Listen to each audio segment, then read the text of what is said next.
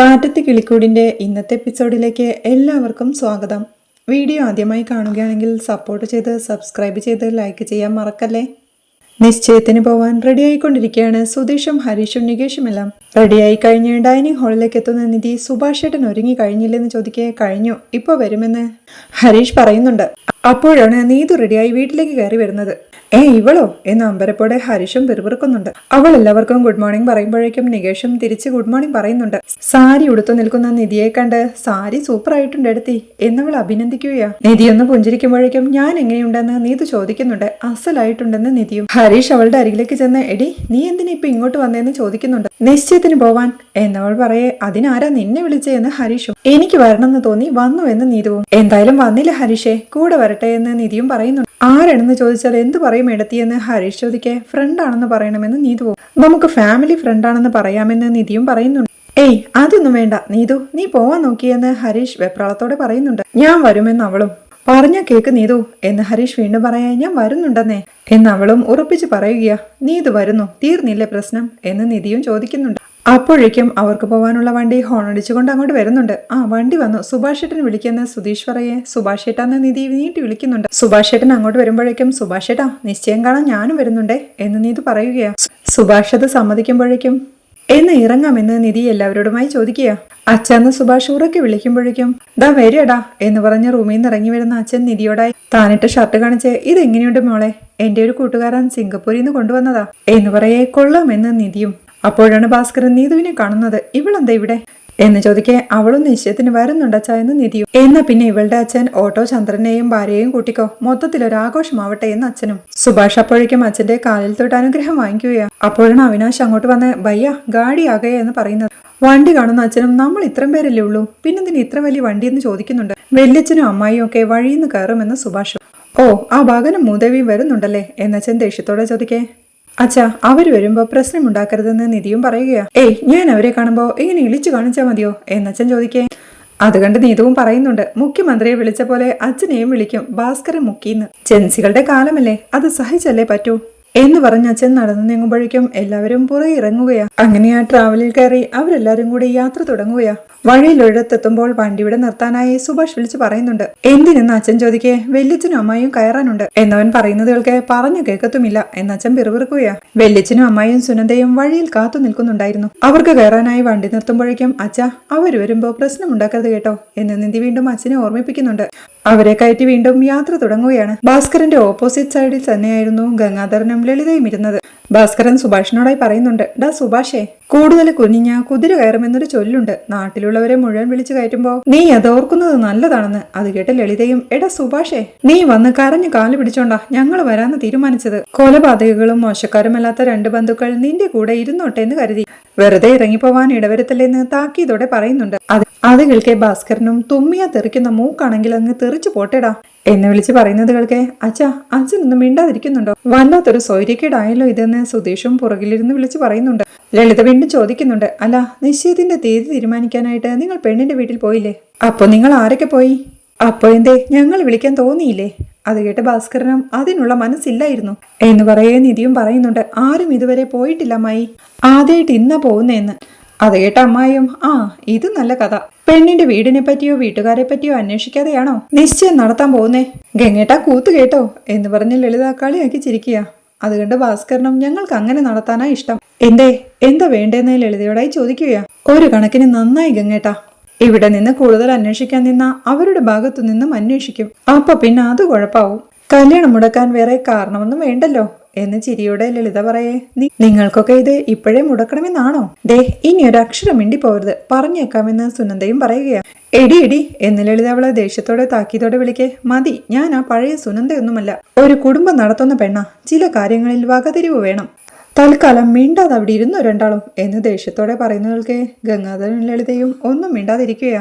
തന്നെ അമ്പരപ്പോടെ നോക്കിയിരിക്കുന്ന നിധിയോടായി ചുമ്മാ എന്ന് അവൾ കണ്ണുകൊണ്ട് ആംഗ്യം കാണിക്കുകയാ. സുധീഷ് അപ്പോഴേക്കും തൊട്ടടുത്ത സീറ്റിലിരിക്കുന്ന സുഭാഷ് ഏട്ടനെ തന്റെ അരികിലേക്ക് വിളിച്ച് ദേ ചേട്ടാ, ഈ ധൈര്യം സുനന്ദ മുമ്പ് കാണിച്ചിരുന്നെങ്കിലേ ഈ യാത്ര അങ്ങ് ഒഴിവാക്കാമായിരുന്നു എന്ന് പറയുന്നുണ്ട്.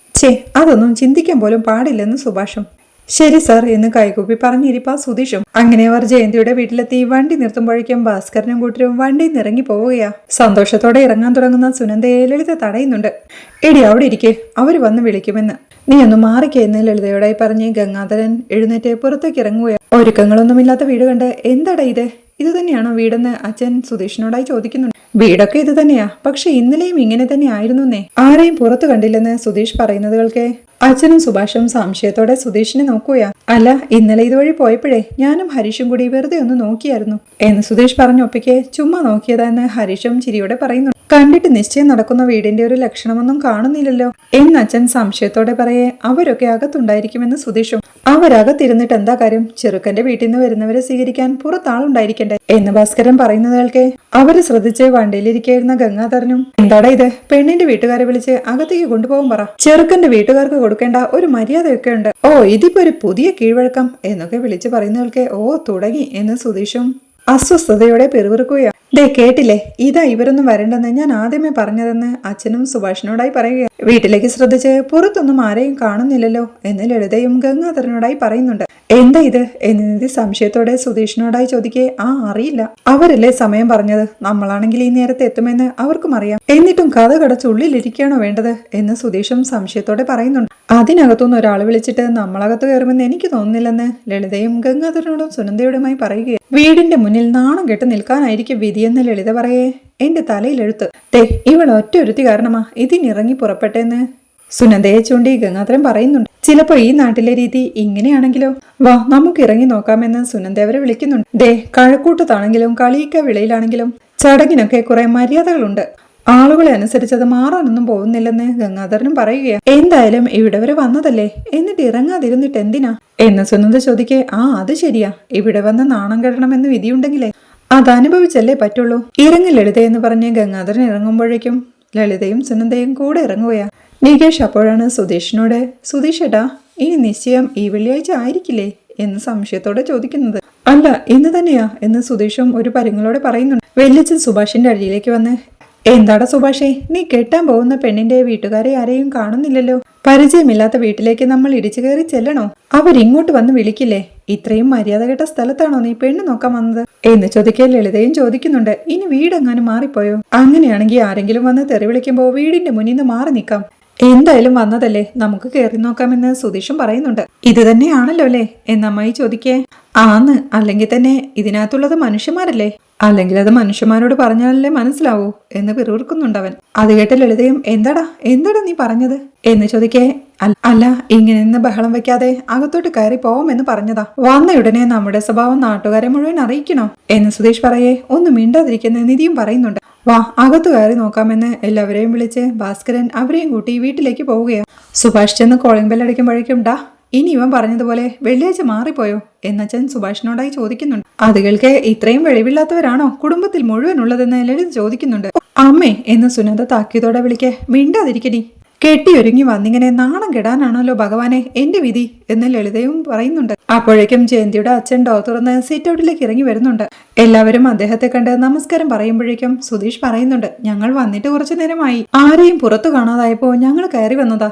അമ്മായിയും വിളിച്ച് ചോദിക്കുന്നുണ്ട്, അല്ല ഇന്ന് നിശ്ചയമല്ലേ, ഞങ്ങൾ എല്ലാവരും അതിനൊരുങ്ങി പുറപ്പെട്ടു വന്നതാ. അപ്പോഴാണ് ജയന്തിയുടെ അമ്മ അങ്ങോട്ട് വന്ന് എന്താ ഏട്ടാന്ന് ചോദിക്കുന്നത്. അവരെ കാണിച്ച് ഇവര് നിശ്ചയത്തിന് വന്നിരിക്കുക എന്ന് അദ്ദേഹം പറയുന്നത് കേൾക്കെ എന്തായാലും അകത്തേക്ക് ഇരിക്കാൻ പറ, എന്നിട്ട് സംസാരിക്കാമെന്ന് ജയന്തിയുടെ അമ്മയും പറയുകയാണ്. അത് കേൾക്കെ ജയന്തിയുടെ അച്ഛൻ അവരെ എല്ലാവരെയും അകത്തേക്ക് സ്വീകരിച്ചിരുത്തുകയാണ്. ലിവിംഗ് റൂമിൽ എത്തുമ്പോഴേക്കും എല്ലാവരും ഇരിക്കുന്ന ജയന്തിയുടെ അച്ഛൻ പറയുകയാണ്. അത് കേട്ട് ഗംഗാധരനും എന്താ ഇത്, നിശ്ചയത്തിന് തയ്യാറായിരിക്കുന്ന വീടാണോ ഇത്, ചെറുക്കന്റെ വീട്ടിൽ നിന്ന് കാരണവന്മാരടക്കം പുറത്തു വന്ന് നിന്നിട്ട് ഒരാള് പോലും അകത്തേക്ക് വരുമെന്ന് വാക്ക് പറയാൻ ഒരാളില്ലല്ലോ, എന്ത് മര്യാദയത് എന്ന് ചോദിക്കേ എന്തായാലും നിങ്ങൾ ഇരിക്കെ നമുക്ക് ഇരുന്ന് സംസാരിക്കാമെന്ന് ജയന്തിയുടെ അച്ഛനും. എല്ലാവരും ചെയറിലേക്ക് ഇരിക്കുമ്പോഴേക്കും ജയന്തിയും അമ്മായിയും അങ്ങോട്ടെത്തുന്നുണ്ട്. സാധാരണ ഡ്രസ്സിൽ വന്ന അവളെ കണ്ട് എല്ലാവരും അവളെ അമ്പരപ്പടി നോക്കുകയാ. ഭാസ്കരൻ ചോദിക്കുന്നുണ്ട്, എന്താ ഇത്, വീട് മാത്രമല്ല പെണ്ണും നിശ്ചയത്തിന് ഒരുങ്ങിയിട്ടില്ലെന്ന്, എന്റെ വീട്ടിൽ വന്ന് എല്ലാം ഉറപ്പിച്ചിട്ട് പോയത് നിങ്ങളല്ലേ, എന്നിട്ടെന്താ സമയമായപ്പോ കുന്തം വിഴിഞ്ഞ പോലെ നിൽക്കുന്ന എന്ന് ഭാസ്കരൻ ചോദിക്കേ ജയന്തിയുടെ അച്ഛനും ചോദിക്കുന്നുണ്ട്, അല്ല ബ്രോക്കർ നിങ്ങളോടൊന്നും പറഞ്ഞില്ലേന്ന്. ബ്രോക്കറോ, എന്ത് പറയാൻ എന്ന് ഭാസ്കരൻ സംശയത്തോടെ ചോദിക്കേ അല്ല എന്താ കാര്യമെന്ന് സുധീഷൻ ചോദിക്കുക. ഈ നിശ്ചയം ക്യാൻസൽ ചെയ്യുകയാണെന്ന് ഞങ്ങൾ ബ്രോക്കറോട് പറഞ്ഞതാണല്ലോ എന്ന് ജയന്തിയുടെ അച്ഛൻ പറയുന്നതൊക്കെ ഞെട്ടലോടെ പരസ്പരം നോക്കി. ക്യാൻസലോ എന്ന് ഹരീഷും നികേഷും സുധീഷും എല്ലാം പറയുന്നു. എല്ലാം കണ്ട് അമ്മായും പറയുന്നുണ്ട്. അപ്പൊ അതും മുടങ്ങിയോ? ബെസ്റ്റ്. അല്ല, നിശ്ചയം വേണ്ടെന്ന് വെക്കാൻ ഒരു കാരണം ഉണ്ടാവുമല്ലോ, അതെന്താണെന്ന് ഗംഗാധരനും ചോദിക്കുക. ഇനി അഥവാ നിങ്ങൾ നിശ്ചയത്തിൽ നിന്ന് ഒഴിവാകുകയാണെങ്കിൽ തന്നെ അതിനൊരു മര്യാദയും രീതിയും ഒക്കെ ഇല്ലേ? ഇങ്ങനെ ബ്രോക്കറോട് പറഞ്ഞയക്കുകയാണോ വേണ്ടത്? ഇനി അത് വേണ്ടെന്ന് വെക്കുകയാണെങ്കിൽ തന്നെ എന്തേലും ഒരു കാരണം ഉണ്ടാവുമല്ലോ. അല്ല, എന്റെ ചെറുക്കന് എന്ത് കുറവുണ്ടായിട്ടാ നിങ്ങൾ ഇങ്ങനെ ഒരു തീരുമാനമെടുത്തത് എന്ന് ഭാസ്കരൻ ചോദിക്കെ ജയന്തിയും പറയുന്നുണ്ട്. പ്ലീസ്, തെറ്റായിട്ട് എടുക്കരുത്. ബ്രോക്കർ വിളിച്ചു പറഞ്ഞിട്ടുണ്ടാവുമെന്ന് കരുതി വിളിച്ചു പറയാതിരുന്നത് ഞങ്ങളുടെ തെറ്റെന്ന്. അത് കേൾക്കെ ജയന്തിയുടെ അച്ഛനും നീ മിണ്ടാതിരിക്കെ, ഞാൻ സംസാരിക്കാം എന്ന് പറഞ്ഞ് സുഭാഷിനോടും കൂട്ടരോടുമായി ഞാൻ നേരത്തെ ഇവളുടെ കാര്യം പറഞ്ഞതാണല്ലോ. ഇനിയും 2 മാസത്തിനുള്ളിൽ ഡിവോഴ്സ് പേപ്പർ കയ്യിൽ കിട്ടുമെന്ന് പ്രതീക്ഷിച്ചിരിക്കുകയായിരുന്നു ഞങ്ങള്. എന്നയാൾ പറയുന്നത് കേൾക്കെ എന്ത് ഡിവോഴ്സോ എന്ന് അമ്പരപ്പോടെ ഗംഗാധരനും ചോദിക്കുക. ആർക്ക് ഡിവോഴ്സ് എന്ന് സംശയത്തോടെ അമ്മായിയും ചോദിക്കുന്നുണ്ട്. ഓ, ആ നിക്കണ പെണ്ണിന് തന്നെ എന്ന് ജയന്തിയെ ചൂണ്ടി ഭാസ്കരനും പറയുന്നുണ്ട്. ജയന്തിയുടെ അമ്മയും പറയുക, ജയന്തിയുടെ ഭർത്താവിന്റെ വീട്ടിൽ നിന്ന് ആളുകൾ വന്നിരുന്നു. അവര് പ്രശ്നങ്ങളെല്ലാം സംസാരിച്ചു. എന്തായാലും ഇത്രയും കാലം ഒരുമിച്ച് ജീവിച്ചതല്ലേ, ഇനിയും അങ്ങനെ ആവട്ടെ എന്ന് തീരുമാനമായി. ഇവളുടെ ഡിമാൻഡ്സ് ഒക്കെ അവർ അംഗീകരിക്കുകയും ചെയ്തു. അപ്പോൾ ജയന്തിയും ഡിവോഴ്സ് വേണ്ട എന്ന തീരുമാനത്തിലെത്തി. അത് കേട്ട് ദേഷ്യത്തോടെ സുധീഷും നിങ്ങൾ എന്താ മനുഷ്യരെ കളിയാക്കുവാണോ? ഇത്രയും വലിയൊരു വിഷയം നിങ്ങൾ ബ്രോക്കറാണോ പറയണ്ടേ? കെട്ടാൻ പോകുന്ന ചെറുക്കന്റെ വീട് കാണാൻ വേണ്ടിയിട്ട് മകളെയും കൂട്ടി അങ്ങോട്ട് വന്നായിരുന്നല്ലോ. ഈ ഒരു കാര്യം ഒരാൾക്കും പറയാൻ തോന്നിയില്ലേ? നിധിയും പറയുകയാ, ഒരുമിച്ച് ജീവിക്കണോ വേണ്ടയോ എന്നുള്ളതൊക്കെ നിങ്ങളുടെ തീരുമാനം. പക്ഷെ അത് ഉറപ്പിച്ചു വേണമായിരുന്നു അങ്ങോട്ട് വരാൻ. ഇത് വരുന്നു, സംസാരിക്കുന്നു, നിശ്ചയത്തിന്റെ തീയതി ഉറപ്പിക്കുന്നു, എന്നിട്ട് ആരോടും പറയാതെ നിങ്ങൾ തന്നെ അത് ഒഴിവാക്കുന്നു. ഇതെങ്ങനെ ശരിയാവും? ഒന്ന് ഫോൺ വിളിച്ച് അറിയിക്കണമെന്ന് പോലും നിങ്ങൾക്ക് തോന്നിയില്ലേ? എന്ത് ഈസി ആയിട്ട് ആ ബ്രോക്കറെ അറിയിച്ചിട്ടുണ്ടെന്ന് നിങ്ങൾ പറയുന്നതെന്ന് അവൾ ചോദിക്കുക. അത് ബ്രോക്കർ നിങ്ങളെ അറിയിച്ചു കാണുമെന്ന് ഞങ്ങൾ വിചാരിച്ചു, അതുകൊണ്ടാണെന്ന് ജയന്തിയുടെ അച്ഛനും പറയുകയാ. ആ തോന്നലിനെയാണ് നെറുകേടെന്ന് പറയുന്നത്. ദേ, നിങ്ങൾക്ക് ഭർത്താവുമായിട്ട് ഒരുമിച്ച് ജീവിക്കണമെങ്കിൽ അതാവാം. അതിനുവേണ്ടി ഞങ്ങളുടെ ചേട്ടനെ കല്യാണം ആലോചിച്ച് അത് വെച്ച് ഭർത്താവിന്റെ വീട്ടുകാരെ സമ്മർദ്ദത്തിലാക്കി നിങ്ങളുടെ മകളുടെ ഡിവോഴ്സ് ഒഴിവാക്കിയെടുക്കാനാണോ? എന്തു തരം വൃത്തികെട്ട ഡ്രാമയാ ഇത് എന്ന് ചോദിച്ച് ഹരീഷ് ജയന്തിയോടായി. ദേ, നിങ്ങൾ ഞങ്ങളുടെ ചേട്ടനുമായി ഒറ്റയ്ക്ക് സംസാരിച്ചിട്ടല്ലേ ഈ തീരുമാനമെടുത്തേ? അല്ല, ഫോൺ നമ്പർ കയ്യിലുള്ളതല്ലേ? അപ്പോ ഇങ്ങനൊരു സംഭവം ഉണ്ടായി സോറി എന്നൊരു വാക്ക് വിളിച്ച് പറഞ്ഞൂടെ എന്നവൻ ചോദിക്കുന്നുണ്ട്. നിധിയും ജയന്തിയോടായി നമ്മൾ തമ്മിൽ സംസാരിച്ചതല്ലേ, എന്റെ നമ്പറിൽ വിളിച്ച് പറയായിരുന്നില്ലെന്ന് ചോദിക്കുക. ജയന്തിയും സോറി, ഞാൻ അങ്ങനെ ഒരു ജീവിതം വേണ്ടെന്ന് വെച്ചിരിക്കുകയായിരുന്നു. പക്ഷേ മുതിർന്നവരെല്ലാവരും കൂടി സംസാരിച്ചൊരു തീരുമാനമെടുത്തപ്പോ ഞാൻ അതിൽ പെട്ടുപോയി. അതിനിടയിൽ നിങ്ങളെയൊക്കെ ഇൻഫോം ചെയ്യാൻ മറന്നുപോയി. റിയലി സോറി എന്നവൾ പറയുന്നുണ്ട്. അത് കേട്ട് ഗംഗാധരനും ലളിതയോടായി ഇനി എന്തിനാണ് ഇവിടെ ഇരിക്കുന്നത്? വാ എണീക്കെന്ന് പറഞ്ഞ് അവിടുന്ന് എഴുന്നേറ്റ് പോകാൻ തുടങ്ങുമ്പോഴേക്കും ഇല്ലച്ച എന്ന് സുഭാഷ് വിളിക്കുന്നുണ്ട്. പോടാ, വെറുതെ നാണം കെടുത്താനായിട്ട് എന്ന് പറഞ്ഞ് ഗംഗാധരൻ പോകുമ്പോഴേക്കും ലളിതയും സുനന്ദയെ പിടിച്ചു വലിച്ച് പുറകെ പോവുകയാണ്. വണ്ടിക്കരിയിലേക്ക് വന്ന് ഗംഗാധരനും പറയുന്നുണ്ട്. അയ്യേ, എന്തൊരു ഭാവന ഇത്! ഇങ്ങനെ ഒരു അനുഭവം എന്റെ ജീവിതത്തിൽ ഉണ്ടായിട്ടില്ലെന്ന്. ഗംഗേട്ടിന് മാത്രം ആദ്യം തന്നെ ഇവൻ എന്തിനാ ഡിവോഴ്സായ ഒരു പെണ്ണിനെ കെട്ടാൻ തീരുമാനിച്ചത് എന്ന് ലളിതയും ചോദിക്കുക. മൂക്കിൽ പല്ലുമുളച്ച ഏതെങ്കിലും ഒരു പെണ്ണിനെ കെട്ടാമെന്ന് തീരുമാനിച്ചു കാണും. അത് പോട്ടേന്ന് വെക്കാം. ഉപേക്ഷിച്ചവൻ തിരിച്ചു വന്നപ്പോ കെട്ടാൻ വന്നവൻ പൊക്കോട്ടേന്ന്. ഇങ്ങനെയുണ്ടോ മനുഷ്യന്മാര്? നാണവും മാനവും ഇല്ലാത്തവര്. അതുള്ളവരുടെ വീട്ടിൽ നിന്ന് ഇവർക്ക് പെണ്ണ് കിട്ടാനും പോകുന്നില്ല. ഞാൻ വണ്ടി കയറി ഇരിക്കാൻ പോവാന്ന് പറഞ്ഞ് ഗംഗാധരൻ വണ്ടിയിലേക്ക് കയറുകയാ. ലളിതയും സുനന്ദയോടായി എടി, നീ ഒരാൾ കാരണമാ മനുഷ്യൻ ഇവിടെ വന്ന് നാണം കെട്ടേണ്ടി വന്നത് എന്ന് വഴക്കു പറയേ. അമ്മ ഇപ്പോഴും നമ്മളെ കുറിച്ചാണ് ആലോചിക്കുന്നത്. നമുക്ക് എന്ത് നാണക്കേടാ ഉണ്ടായത്? അമ്മ അവരുടെ കാര്യമൊന്ന് ആലോചിച്ച് നോക്ക്. അവരാകെ ഷോക്കായി നിൽക്കുക. ഇങ്ങനെയൊരു സ്ഥിതി വരുമെന്ന് അവരെപ്പോഴെങ്കിലും ആലോചിച്ചിട്ടുണ്ടാവോ? അവരുടെ അവസ്ഥ ഒന്ന് ആലോചിച്ച് നോക്കിയെന്ന് അവൾ പറയുന്നുണ്ട്. എന്തവസ്ഥയാടി? ഒരു പെൺകുട്ടിയെ വിവാഹം കഴിക്കുന്നതിന് മുമ്പ് 4 പേരോട് ആ പെൺകുട്ടിയെ പറ്റിയും കുടുംബത്തെ പറ്റിയും അവരൊന്ന് അന്വേഷിക്കണം. അതവര് ചെയ്തോ? ഇല്ലല്ലോ. നല്ല കാര്യം അശ്വം വരാതിരുന്നത്. ഇല്ലെങ്കിൽ മുഖത്ത് നോക്കാൻ പറ്റാതായി പോയേനെ. വന്ന് വണ്ടി കയറടെന്ന് പറഞ്ഞ് സുനന്ദയെ വണ്ടിയിലേക്ക് പിടിച്ചു കയറ്റി പുറകെ കയറുകയാണ് ലളിതയും. എല്ലാവരുടെയും മുന്നിൽ കൈകൂപ്പി ജയന്തിയും റിയലി സോറി, നിങ്ങൾ അറിഞ്ഞു കാണുമെന്ന് കരുതിയിട്ടാ ഞങ്ങള് എന്ന് പറയേ. ഭാസ്കരനും ദേഷ്യത്തോടെ പറയുന്നുണ്ട്. ഒന്നും മിണ്ടാതിരിക്കും പെണ്ണെ, ചെയ്യാനുള്ളതെല്ലാം ചെയ്തു വെച്ചിട്ട് കയ്യും കുപ്പി മാപ്പ് പറഞ്ഞ എല്ലാം അങ്ങോട്ട് റെഡി ആവുമല്ലോ. ചെറുക്കന്റെ വീടും പരിസരവും കണ്ട് ഉറപ്പിക്കാൻ പെണ്ണിനെയും കൊണ്ട് വരുന്നത് കണ്ടപ്പോഴേ ഇത് ശരിയാവില്ലെന്ന് ഞാൻ ഉറപ്പിച്ചതാ. പക്ഷെ ഇത്രയും മോശമാണെന്ന് ഞാൻ പ്രതീക്ഷിച്ചില്ല. ഇത്രയും വലിയൊരു കാര്യം നേരിട്ട് വന്ന് പറയാതെ എന്തൊരു കഷ്ട ഇത്. ഞങ്ങളെ കാണുമ്പോ ഒരു ഉളുപ്പുമില്ലേ നിങ്ങൾക്ക് എന്നവരോടായി ചോദിച്ച് സുഭാഷിനോടായിടാ, ഇത് വേണ്ട വേണ്ടെന്ന് ഞാൻ എത്ര തവണ പറഞ്ഞതാ, എന്നിട്ട് നീ കേട്ടോ? നോക്ക്, ഒരക്ഷരം മിണ്ടാതെ തലയും കുനിച്ചിരിക്കുന്നത് കണ്ടില്ലേ? തന്തയും തളയും എന്ന് ഭാസ്കരൻ ദേഷ്യത്തോടെ പറയുന്നുണ്ട്. അത് കേട്ട് ജയന്തിയുടെ അച്ഛനും പ്ലീസ് ഇവിടെ നിന്നൊരു പ്രശ്നമുണ്ടാക്കാതെ ദയവ് ചെയ്തു പോണം എന്ന് പറയേ. ഭാസ്കരനും ദേഷ്യത്തോടെ എഴുന്നേറ്റ് പ്രശ്നമുണ്ടാക്കി എന്ത് ചെയ്യടോ എന്ന് ചോദിക്കുന്നുണ്ട്. തല്ലൂടാ, നീ എന്നെ തല്ലോ, തല്ലടാ എന്ന് ചോദിച്ച് ഭാസ്കരൻ അവരുടെ നേരെ ചെല്ലുമ്പോഴേക്കും സുഭാഷ് അച്ഛനെ പിടിച്ചു വെക്കുകയാ. കൈ വിടറാ, നിൽക്കുന്ന നിൽപ്പ് കണ്ടില്ലേ? തലയിടിച്ച് പൊട്ടിക്കണം നിന്റെ എന്നച്ഛൻ അവനെ വഴക്കു പറയേ. അച്ഛൻ പോവാമെന്ന് സുഭാഷ് വിളിക്കുക. പോവാൻ തന്നെയാ പോകുന്നേ. അല്ലാതെ ഇവിടെ നിന്ന് ഉണ്ടുറങ്ങി കയറി കിടക്കാനൊന്നും പോകുന്നില്ല. നാണമില്ലാത്ത വർഗം, മാറി നിൽക്കണമെന്ന് പറഞ്ഞ് ഭാസ്കരൻ അവിടെ നിന്ന് ഇറങ്ങി പോവുകയാണ്. സുഭാഷേട്ടൻ വന്നെന്ന് വിളിച്ച് സുധീഷും കൂട്ടരും ഇറങ്ങവേ സുഭാഷും അവരുടെ പുറകെ ഒന്നും മിണ്ടാതെ പോവുകയാണ്. തിരിച്ചു വീട്ടിലേക്കുള്ള യാത്രയിൽ ആകെ ടെൻഷനോടെ ഇരിപ്പാ സുഭാഷ്. അവനെ ശ്രദ്ധിച്ച് നികേഷും പറയുന്നുണ്ട്, സുഭാഷ് ഏട്ടാ പോട്ടെ, അത് വിട്ടേക്കെന്ന്. ഗംഗാധരനും ചോദിക്കുക, നാട്ടിലൊന്നും വേറെ പെണ്ണ് കിട്ടാഞ്ഞിട്ടാണോ ഇവിടെ വന്ന് ഇങ്ങനെ ഒരുത്തിയെ തരപ്പെടുത്താൻ നോക്കിയേ? വണ്ടി പിടിച്ചു വന്ന് നാണം കെട്ടത് തന്നെ മിച്ചം. നിങ്ങൾക്കതൊന്നും ഒരു കുഴപ്പവും ഉണ്ടാവില്ല. ഇതിനേക്കാളും അപ്പുറം കാര്യങ്ങൾ കേട്ട് ശീലിച്ചതല്ലേ എന്ന് ഭാസ്കരൻ പരിഹസിക്കുന്നുണ്ടെങ്കിലും ആരും ഒരക്ഷരം മിണ്ടാതെ ടെൻഷനോടെ ഇരിപ്പാ. ലളിതയും സുഭാഷിനോടായി, എടാ സുഭാഷേ, രണ്ടാം കെട്ടുകാരിയായാലും മതിയെന്ന് തോന്നാൻ അത്രയ്ക്ക് നിരാശയാണോ നിനക്ക്? അത് കേൾക്കെ ടെൻഷനോടെ കണ്ണു നിറഞ്ഞിരിക്കുന്ന സുഭാഷിനെ കാണിക്കുന്നിടത്താണ് ഈ എപ്പിസോഡ് അവസാനിക്കുന്നത്. സുഭാഷേട്ടൻ ഈ വിവാഹത്തിന് സമ്മതിച്ചതിന് കാരണക്കാരി നീതുവാണെന്ന് ഹരീഷ് അറിയുന്നതും അവൻ അവളുടെ വീട്ടിൽ ചെന്ന് അവളെ വഴക്കു പറഞ്ഞ് ബഹളമുണ്ടാക്കുന്നതുമെല്ലാമാണ് നാളത്തെ എപ്പിസോഡിലെ വിശേഷങ്ങൾ. വീഡിയോ ഇഷ്ടമായാൽ സപ്പോർട്ട് ചെയ്ത് സബ്സ്ക്രൈബ് ചെയ്ത് ലൈക്ക് ചെയ്യാൻ മറക്കല്ലേ.